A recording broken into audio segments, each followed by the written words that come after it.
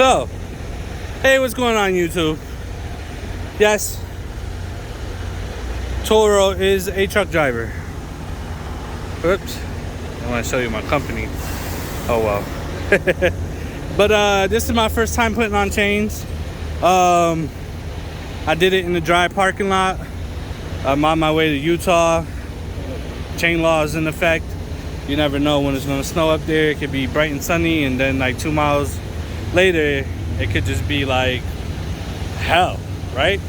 So what I did here, my first time buying chains, I bought a bag of chains. A bag of chains of two tire chains costs $150 at TA, all right? And this orange bungee thingy, that costs about $45, two in a pack. So it's not that bad. So what I did here is, usually when you're on the mountain, on the road, you pull over, you lay down the chains, and you drive over it, right? You drive over it, but I didn't drive over it. So what I did, especially on the outside tire, you know, if you're a truck driver, you know, a good tire person, they could change your outside tires within like 5-7 minutes. All they do is they throw a wooden block on the back tire and basically lift the axle and, you know, change the tire out. It's easier for them because the tire's deflated, but this is inflated. So I took the same principle. I found the rock, you know, a big rock. See it? A big rock.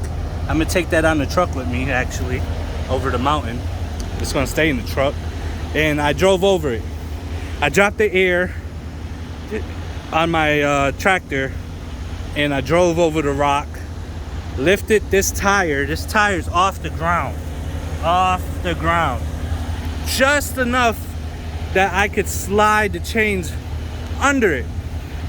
So I slid the chain under it. I came up, brought it up to here.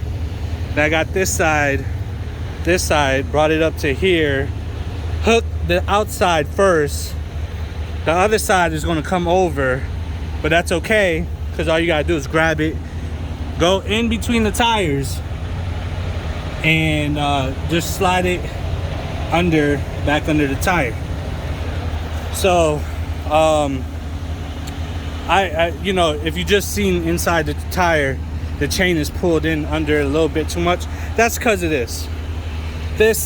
I never put this on. I never put on chains, but I was seeing how fast I could do it. It took me about 5 minutes to do it, and I think I did a pretty good job. And this is the proper way, I believe, in my professional mechanical opinion, that this is the proper way to install the orange part, right? You know, get these little where they hook up at,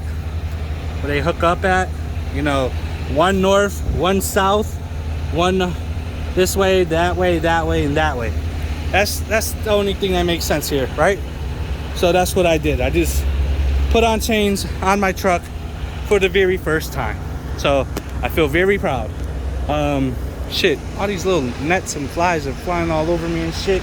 So you know, I just wanted to let y'all know, fellas or ladies, you know, if you ever go over through Colorado or any state with a chain law in effect, if you go to Home Depot and get blocks about 4 or 5 inches thick, yeah, and like a ramp, this rock is like a little ramp, so it was kind of perfect. So if you want to pay for something like that, be my guest.